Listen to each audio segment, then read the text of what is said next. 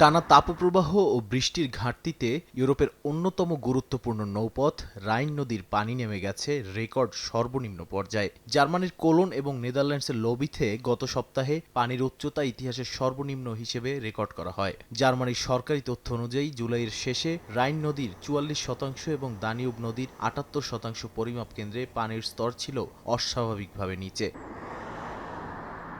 রাইন নদী ইউরোপের অন্যতম ব্যস্ত বাণিজ্যিক নৌপথ হওয়ায় পানি কমে যাওয়ায় পণ্যবাহী জাহাজগুলোকে কম মাল নিয়ে চলাচল করতে হচ্ছে। বিশেষ করে কাউব এলাকার সংকীর্ণ অংশের নাব্যতা এতটাই কমেছে যে পরিবহন ব্যয় বেড়ে যাওয়া এবং সরবরাহ ব্যবস্থায় বিঘ্নের আশঙ্কা তৈরি হয়েছে। অনেক ক্ষেত্রে একই পরিমাণ পণ্য পরিবহনে আগের চেয়ে বেশি জাহাজ ব্যবহার করতে হচ্ছে।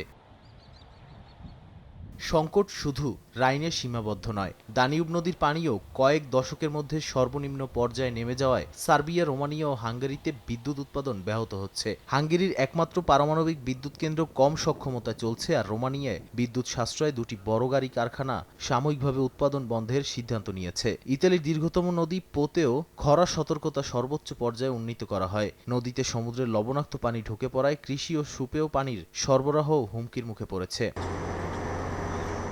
ইউরোপীয় ইউনিয়নের খরা পর্যবেক্ষণ সংস্থা জানিয়েছে, মধ্য ও পশ্চিম ইউরোপে খরা পরিস্থিতি আরও অবনতি হচ্ছে।